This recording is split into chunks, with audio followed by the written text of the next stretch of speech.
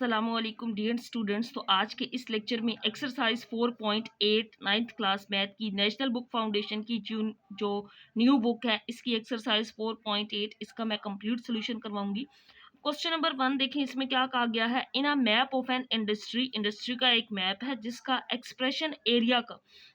Expression of area of a rectangular veranda is given by. एक rectangular veranda है जिसका area given है। Area क्या है? X square minus 2x-3 metre square. Area का unit हमेशा मीटर स्क्र ही होता है। फाइंड, पहले पार्ट में क्या करना है, हमने expression for both dimension of verandah, हमने उस वरेंडा की लेंथ और विड्थ फाइंड करनी है, एक्सप्रेशन फाइंड करना है। तो हम सबसे पहले लिखते हैं कि एरिया जो गिवन है वो क्या है। यहाँ पे हम लिखते हैं expression of area is, expression of area. तो एरिया का जो एक्सप्रेशन है ये गिवन है एक्स स्क्र माइनस 2x-3। ये एरिया का एक्सप्रेशन गिवन है। अब यहाँ पे ये क्वाड्रेटिक इक्वेशन है, हम इसके फैक्टर्स इजीली बना सकते हैं। तो एक्स स्क्र, दो ऐसे नंबर से इनको मल्टीप्लाई करने से -3x² आए और प्लस माइनस करने से 2x आए। तो -3x प्लस x अगर हम ले लें तो इन दोनों को माइनस करें तो -2x आता है। अगर मल्टीप्लाई कर लें तो -3x² आता है। तो ये इसके फैक्टर्स बन सकते हैं, ये -3 इसी तरह।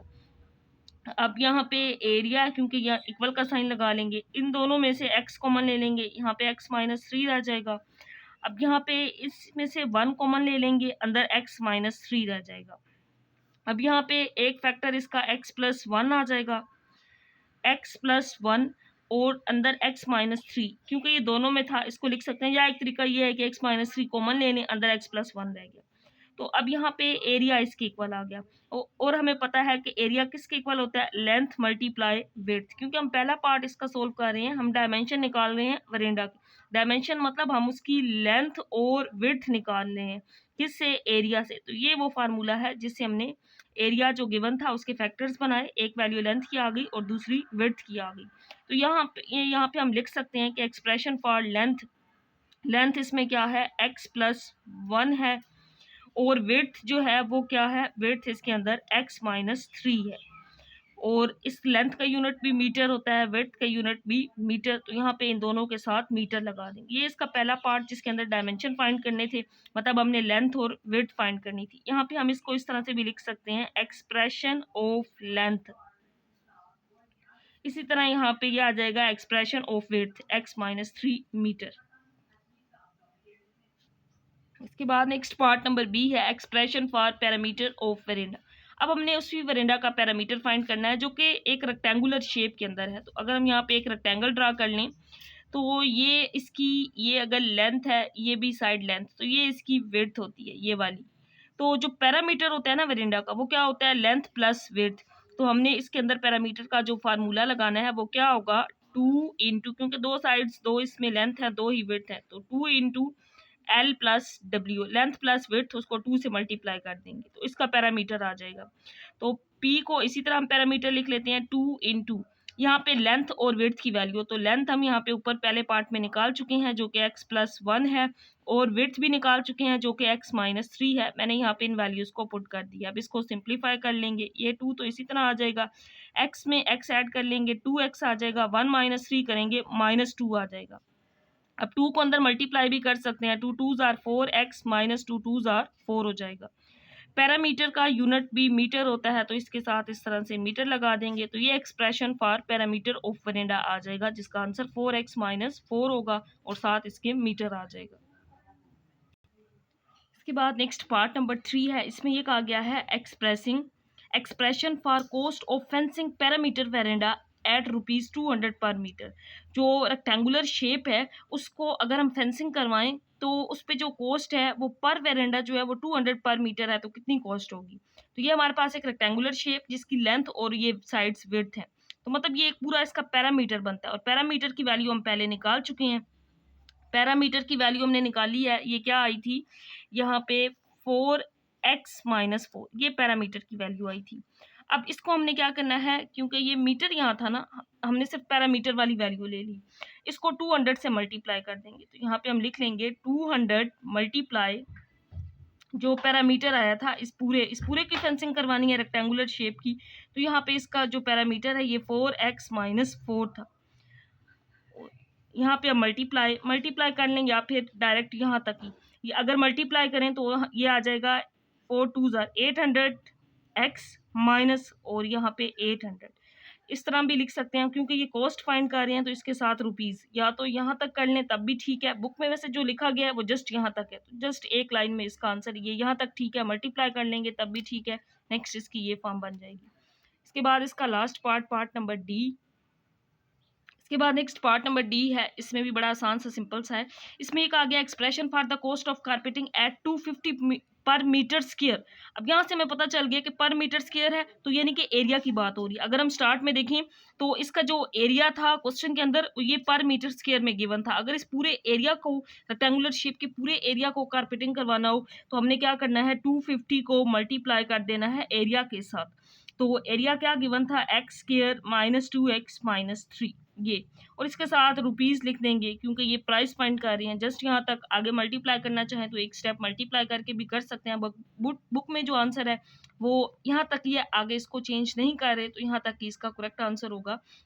अब हमें यहाँ से पता चला है कि ये मीटर स्क्वायर में इसकी कॉस्ट पूछ रहे हैं, तो मीटर स्क्वायर में एरिया है इस पूरे रेक्टेंगुलर शेप का जिसको हमने कारपेटिंग करवाना है, तो हमने इस वजह से इसको एरिया से मल्टीप्लाई कर देना है और इसके साथ रुपीज़ इसका यूनिट लगा देना है।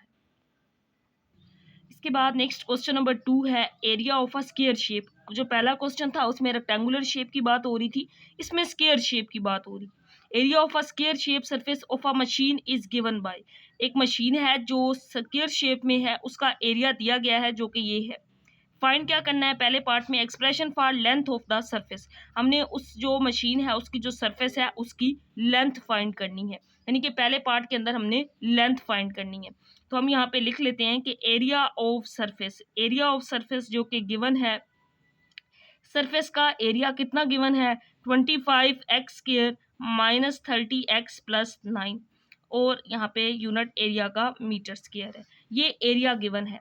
अब हमने इसकी लेंथ फाइंड करनी है, तो अगर हम एक स्क्वायर शेप मशीन ड्रा करें, यानी कि ये एक स्क्वायर शेप है ना, स्क्वायर शेप की क्वेश्चन के अंदर बात हो रही है, इसकी जो चारों साइड्स होती हैं ना वो बराबर होती हैं, ये चारों साइड्स बिल्कुल बराबर हैं। अब हमने इसकी लेंथ फाइंड करनी है, पहले पार्ट के अंदर हम इसकी लेंथ फाइंड करेंगे। तो area is equal to length is equal to area square root, ये आ जाएगा।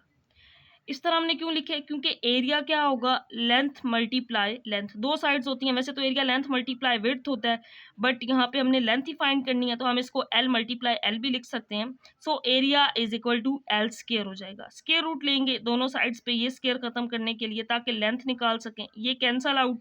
सो स्क्वायर रूट A तो इसी तरह, और यहाँ पे L आ जाएगा, तो मैंने इसी वजह से यहाँ पे L is equal to square root A लिख लिया है। अब A की ये वाली वैल्यू इसके अंदर पुट कर देंगे, तो ये है 25x² - 30x+9, और यहाँ पे स्क्वायर रूट आ जाएगा। अब ये क्वाड्रेटिक इक्वेशन है, एक तरीका इसकी फैक्टर्स बनाने हमने, या फिर हम इसी को यहाँ पे फार्मूला कंप्लीट कर लेते हैं। A का स्क्वायर 25x² माइनस, पहले इसको लिख लेते हैं, ये B का स्क्वायर है, 3 का स्क्वायर ही 9 बनेगा। यहाँ पे -2ab, a क्या है 5x है और b क्या है 3 है। मल्टीप्लाई करके देखें, 5 2 10, 10 3 ये 30x ही बनता है। तो यहाँ पे इसके ऊपर स्क्वायर रूट भी था। यहाँ पे हम लेंथ निकाल रहे हैं, इस वजह से लेंथ a का square plus b square -2ab, तो ये a - b का होल स्क्वायर बन गया। a - b यानी कि 5x - 3 का होल स्क्वायर, तो ये इससे कैंसल आउट। तो यहाँ पे जो लेंथ का आंसर है, क्योंकि यहाँ पे इसका स्क्वायर लेंगे जो कि कैंसल आउट हो जाएगा, तो लेंथ इक्वल आ जाएगी 5x - 3। लेंथ का यूनिट मीटर, तो इसके साथ हम मीटर लगा देंगे। तो पहला पार्ट हो गया जिसके अंदर हमने एक्सप्रेशन फाइंड करना था लेंथ का, तो हमने एरिया वाला फार्मूला यूज़ करते हुए यहाँ पे इसकी लेंथ निकाल ली है। पार्ट नंबर बी है जिसमें एक आ गया expression for the boundary of the surface. Surface की बाउंड्री, तो ये एक स्क्वायर शेप है, ये हमने इसकी बाउंड्री निकालनी है। तो हमें पता है कि स्क्वायर में चारों इसकी साइड्स इक्वल होती हैं, यानी कि हमने इसका पैरामीटर फाइंड करना है, जो कि क्या हो जाएगा 4 × लेंथ। ये इसकी चारों साइड्स हैं, हम इसको 4 से मल्टीप्लाई कर देंगे, 4 × लेंथ, और लेंथ की वैल्यू हमने पहले फाइंड किया है पहले पार्ट में, जिसका आंसर आया था 5x - 3 और मीटर। पैरामीटर का यूनिट भी मीटर ही होता है। तो इसको अगर मल्टीप्लाई करते हैं हम तो ये आ जाएगा 4 5 ज़ा 20x माइनस 4 3 ज़ा 12 और साथ यहाँ पे मीटर आ जाएगा। तो ये इसके सेकंड पार्ट का आंसर आ जाएगा। बाद नेक्स्ट पार्ट नंबर सी है expression for the cost of polishing the surface of machine. Machine की सरफेस को अगर पॉलिश करवाया जाता है तो जो कॉस्ट लगती है वो 75 पर मीटर स्क्वायर है। तो जैसे कि पार्ट 1 में मैंने बताया था मीटर स्क्वायर आ जाए तो हमने एरिया लेना होता है।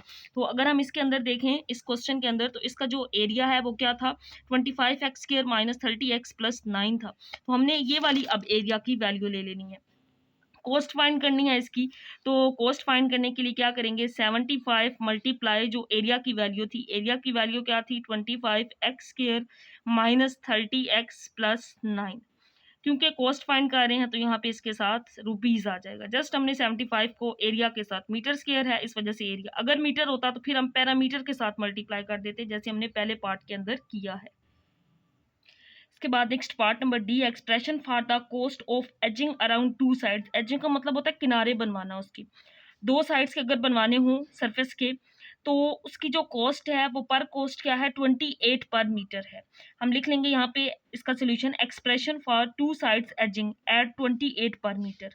अब यहाँ पे दो साइड्स लेनी है तो हमने 28 को मल्टीप्लाई कर लेना है और हम रेक्टेंगल की तमाम साइड्स निकाल चुकी हैं। जैसा कि मैंने स्टार्ट में बताया था यहाँ पे ये चारों साइड्स बराबर होती हैं तो हम इसकी साइड निकाल चुके हैं। इसकी साइड्स क्या है, लेंथ क्या है 5x माइनस 3, तो ये चारों साइड्स बराबर है।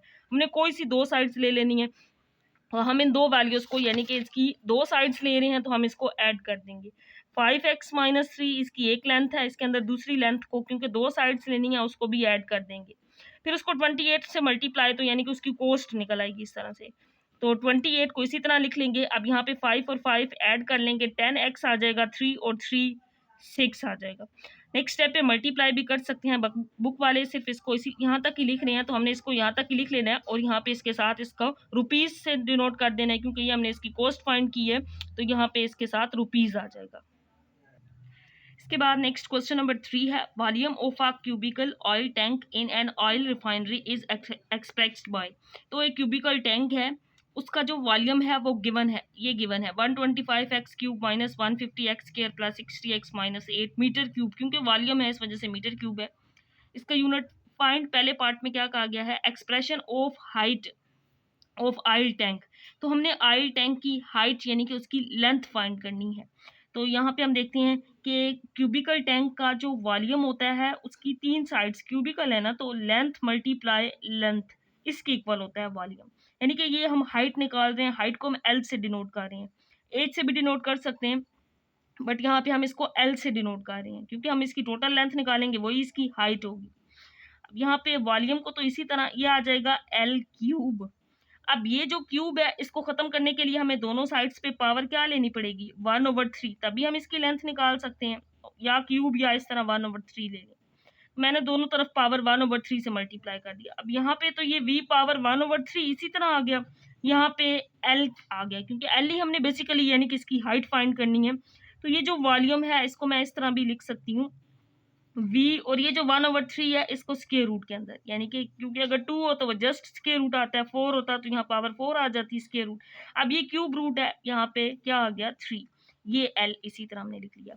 अब हम यहाँ पे वॉल्यूम की वैल्यू पुट कर देते हैं। तो वॉल्यूम जो क्वेश्चन के अंदर गिवन था वो ये वाला था, इसकी वैल्यू पुट कर देंगे 125x cube minus 150x square plus 60x minus 8, और यहाँ पे इसका क्यूब रूट है तो यहाँ पे इसकी पावर 3 लिख लेंगे इसी तरह, और यहाँ पे l। अब यहाँ पे ये हमने क्यूब का फार्मूला अप्लाई करते हुए इसको सॉल्व कर लेना है। तो हमें पता है ये फार्मूला क्या होता है, अगर हम ये देखें a minus b whole cube, a minus b whole cube, तो ये इक्वल होता है a cube minus 3ab into a minus b cube, इसके इक्वल होता है। या इसी को हम आगे मजीद लिखें, ये याद करना आसान होता है क्योंकि यहाँ सारे माइनस के साथ साइन आ रहे होते हैं क्योंकि यहाँ माइनस है, लेकिन आगे एक्सपेंड करें तो यह आ जाता है ए क्यूब माइनस 3a और ए स्क्वायर साथ b minus minus plus 3a इसी तरह बी और b square minus b cube. तो ये जो मैंने सेकंड फॉर्म लिखी है ना इसी फार्मूला की, इसको हमने अब यहाँ पे ये फार्मूला बना लेना है क्योंकि क्यूब रूट को हमने बेसिकली यहाँ से ख़त्म करना है। तो इसी फार्मूला को अब मैं यहाँ पे लिखती हूँ 125 यानी कि ए का क्यूब, तो इसको हम लिख सकते हैं 5x का क्यूब। फिर हम बी क्यूब को लिख लेते हैं, माइनस बी क्यूब क्या है 8 है, तो ये बन जाएगा 2 का क्यूब। फिर माइनस 3 ए स्केयर बी, ए अब क्या है 5x, इसका स्केयर ले लेंगे और साथ बी क्या है इसको 2 लिख देंगे। फिर प्लस 3a, ए 5x है, इसको इसी तरह लिख लेंगे, किसका स्केयर बी का, और बी क्या है 2, इसका स्केयर ले लेंगे। ये माइनस 2 क्यूब इसी तरह। अब ये फार्मूला अगर हम यहाँ पे देखें तो 5x क्यूब ये 125 बनता है, 5 का स्केयर 25, 25 2 जार 50, 53 जार 150 बनता है, इसको मल्टीप्लाई करें 60 बनता है, 2 का क्यूब 8। तो हमने इसको फार्मूला फॉर्म में लिख लिया और ये इक्वल है लेंथ के। अब यहाँ पे इसको मजीद अगर सिंप्लीफाई करें तो अब ये वाली फॉर्म बन गई, तो ये किसके इक्वल होती है a माइनस बी क्यूब के, तो 5x माइनस 2 का क्यूब लिख सकते हैं। अब ये जो क्यूब रूट है अगर मैं इसको इस तरह लिखूं 5x माइनस 2, ये क्यूब था, अगर इसके रूट खत्म करें तो पावर 1/3 है, तो ये इससे कैंसिल आउट हो जाएगा। तो जो हाइट है यानी कि लेंथ है वो क्या आ गई 5x minus 2 is equal to length. तो हम यहाँ पे लिख सकते हैं हैंस जो एक्सप्रेशन फॉर हाइट, क्योंकि पहले पार्ट में ये था हाइट ऑफ टैंक, हम यहाँ पे लिख लेते हैं hence height of tank oil tank is, तो ऑयल टैंक की जो हाइट है वो कितनी होगी, ऑयल टैंक की हाइट होगी 5x माइनस 2। ये पहले पार्ट का आंसर आ गया 5x माइनस 2। ये जो एक्सप्रेशन हमने लेंथ की फॉर्म में निकाला है बेसिकली यही इसकी हाइट है जो कि क्या है 5x माइनस 2 है। Next part number b, expression for surface area of a tank. अब ये जो एक क्यूबिकल टैंक है जिसको मैंने यहाँ पे ड्रा भी किया है, इसका हमने एरिया फाइंड करना है। तो इसकी 6 साइड्स होती हैं, हम 6 मल्टीप्लाई इसकी जो हमने पहले पार्ट में लेंथ निकाली है उसको मल्टीप्लाई कर दें, 6 इंटू लेंथ मल्टीप्लाई लेंथ कर दें, तो 6 इसी तरह, और लेंथ का आंसर 5x माइनस 2 आया था, ये हमने पहले पार्ट में निकाला है, अगेन मल्टीप्लाई लेंथ है तो 5x माइनस 2। ये आपने याद रखना है कि आई टैंक का जो एरिया है वो 6l स्क्वायर यानी कि 6 मल्टीप्लाई एल होता है। तो यहाँ पे अब ये जो 2 दफ़ा 5x माइनस 2 है इसको 5x माइनस 2 ने लिख सकते हैं इसका होल स्क्वायर। एरिया फाइंड किया है तो एरिया का जो यूनिट है वो मीटर स्क्वायर होता है, इस वजह से साथ इसके मीटर स्क्वायर लिख देंगे। इसके बाद नेक्स्ट जो पार्ट नंबर सी है इसमें ये कहा गया expression for painting of its surface. ये जो क्यूबिकल शेप है ये मैंने ऊपर ड्रा भी की है, इस क्यूबिकल शेप को अगर पेंट करवाना हो, पेंटिंग करवाना हो इसकी सरफेस को आउटसाइड से, तो वो कितनी है ₹32 पर मीटर स्क्वायर। पर मीटर स्क्वायर से हमें पता चल रहा है एरिया है, तो हमने 32 को किससे मल्टीप्लाई कर देना है इसके एरिया से टोटल कॉस्ट निकालने के लिए। तो एरिया हम पहले ऊपर वाले इस पार्ट के अंदर, इसका जो सेकंड पार्ट था इसके अंदर ये सरफेस एरिया टैंक का हम निकाल चुके हैं, तो इसी के साथ मल्टीप्लाई कर देंगे। तो एरिया कितना आया था 6 इंटू 5x माइनस 2, यहाँ पे इसका होल स्क्वायर था। तो 32 को 6 से मल्टीप्लाई कर देंगे, इसका आंसर आ जाएगा 192 5x माइनस 2 होल स्क्वायर, और यहाँ पे क्योंकि कॉस्ट फाइंड किया है तो इसके साथ रुपीज लगा देंगे। इसके बाद क्वेश्चन नंबर 4 है a mechanical engineer working on wheels of a machine. एक मैकेनिकल इंजीनियर है जो वर्किंग करता है मशीन के व्हील्स पर, पहियों पर। Find there areas given by, तो इनके जो एरियाज हैं वो गिवन हैं। हेल्प हिम, एरियाज की हेल्प से फाइंड रेडियाई, तो यानी कि रेडियाई का मतलब रेडियस है। जब एक रेडियस फाइंड करना होता है तो जस्ट रेडियस होता है, रेडियाई का मतलब होता है 2 रेडियस यानी कि दोनों के, रेडियाई मतलब ज्यादा रेडियस होते हैं उसको हम रेडियाई बोलते हैं। ऑफ बोथ व्हील्स, तो हमने इन दोनों व्हील्स जिनका एरिया गिवन है दोनों का रेडियस फाइंड कर लेना है। अब हम ये देखते हैं कि जो एरिया का फार्मूला होता है वो क्या होता है, एरिया होता है पाई आर स्क्वायर। यहाँ से हमने रेडियस फाइंड करना है, तो रेडियस का स्क्वायर किसके इक्वल आ जाएगा, एरिया डिवाइडेड बाय पाई, इधर मल्टीप्लाई था इधर आके डिवाइड हो गया, ये आ गया। अब हम पहले जो एरिया, पहला व्हील है, व्हील सर्कुलर फॉर्म है ना, तो सर्कल का एरिया पाई आर स्क्वायर होता है। तो पहले के लिए हम यहाँ पे R1 स्क्वायर लिख लेंगे, ये होगा एरिया ओवर पाई, और जो दूसरा होगा वो R2 का स्क्वायर, एरिया 2 बेशक यहाँ पे लिख लेते हैं, यहाँ पहला है एरिया 1, यहाँ पे एरिया 2 आ जाएगा डिवाइडेड बाय पाई। इसी फार्मूला के अंदर तो पहले व्हील का रेडियस फाइंड करने के लिए R1 एरिया 1 पुट करेंगे, सेकंड के लिए R2 का स्क्वायर A2 ओवर पाई हो जाएगा। अब यहाँ पे इन दोनों वैल्यूज को पुट करके दोनों रेडियस हम इजीली फाइंड कर सकते हैं, क्योंकि ये एरिया A1 A2 तो गिवन है।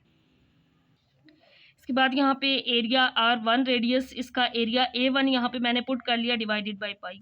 अब इस वैल्यू में से पाई को कॉमन ले सकते हैं, बाकी रह जाएगा x square minus 6x plus 9। ये जो पाई है ये इस पाई से कैंसल आउट, तो r1 स्क्वायर इसके इक्वल आ गया। ये क्वाड्रेटिक इक्वेशन है, इसके फैक्टर्स बना लेंगे, एक्स स्क्वायर माइनस 3x और 3x माइनस 6 आएगा और मल्टीप्लाई करने से ये 9x स्क्वायर भी बनता है। तो ये इसके मैंने फैक्टर्स बना लिए हैं। अब यहाँ से x कॉमन ले सकते हैं, अंदर x माइनस 3 रह जाएगा, माइनस 3 कॉमन ले लेंगे, 3 3 ज़ार 9, x माइनस 3 रह जाएगा r1 स्क्वायर।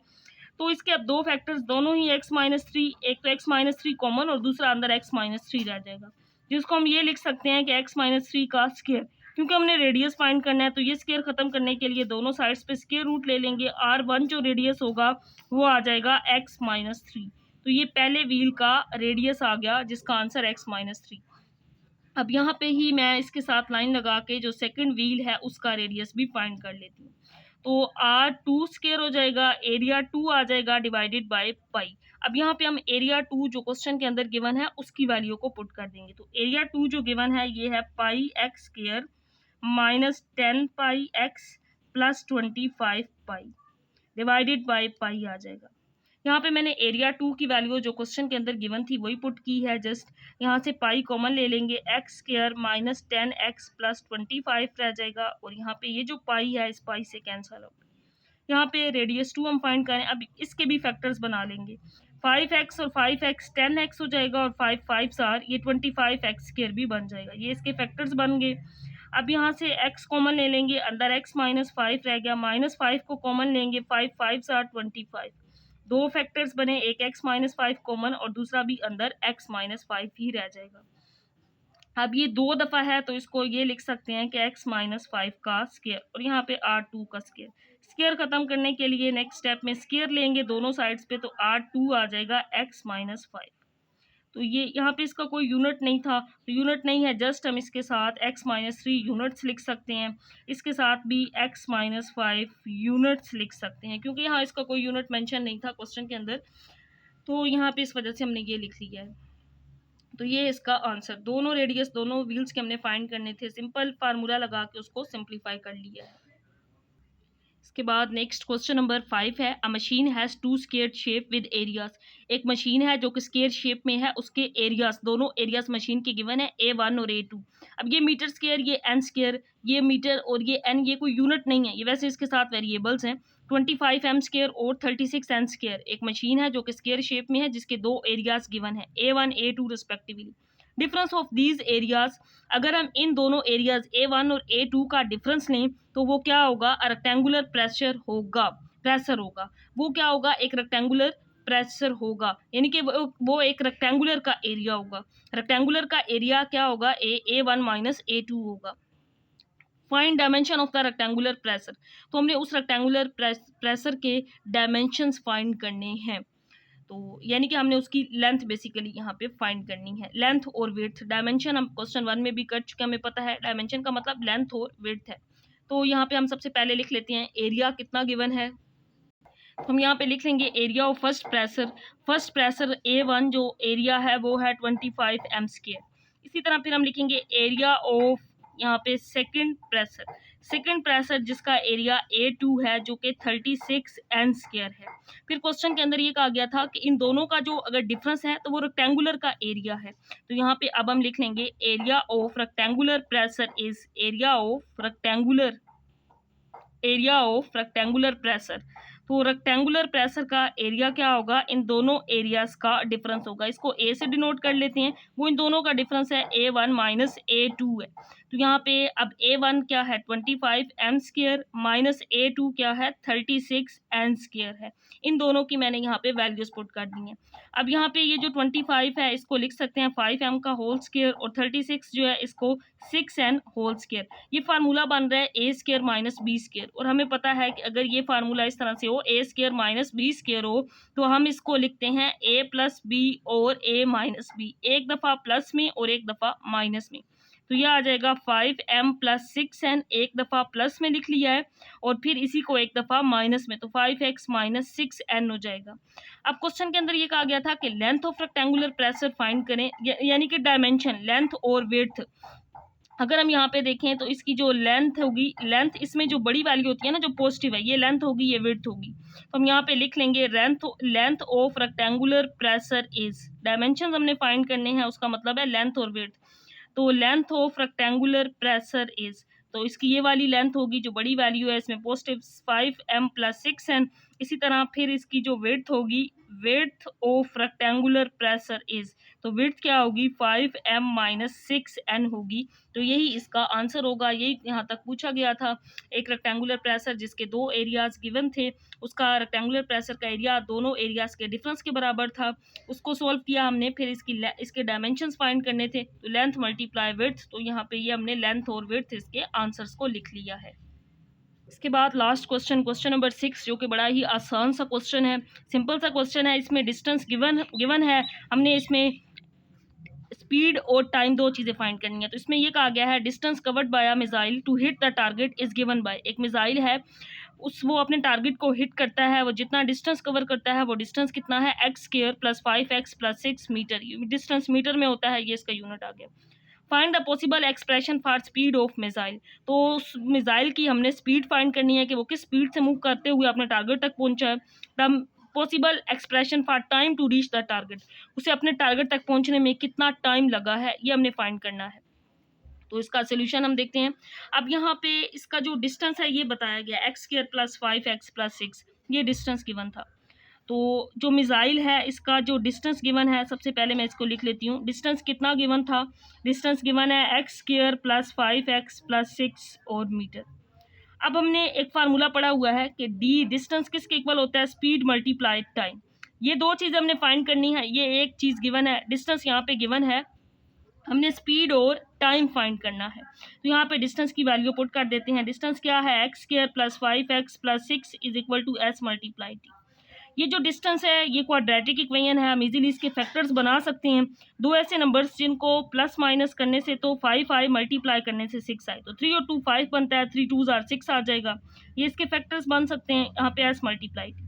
अब यहाँ पे इसमें से x कॉमन ले लेंगे, अंदर x + 3 रह जाएगा, यहाँ से +2 कॉमन, 2 3s are 6। यहाँ पे इसको इसी तरह लिख लेंगे, डिस्टेंस और स्पीड और टाइम को, ये दो चीज़ें हमने फाइंड करनी है। अब यहाँ से अगर हम कॉमन लें तो x + 3 दोनों में कॉमन आ जाएगा, अंदर x + 2 रह जाएगा। तो ये दोनों वैल्यूज आ गई, यानी कि इसके अंदर स्पीड x + 3 है और टाइम जो है वो x + 2 है। ऐसा भी हो सकता है कि टाइम x + 3 और स्पीड ये हो। तो इसके आंसर को हम इस तरह इस फॉर्म में लिख देंगे,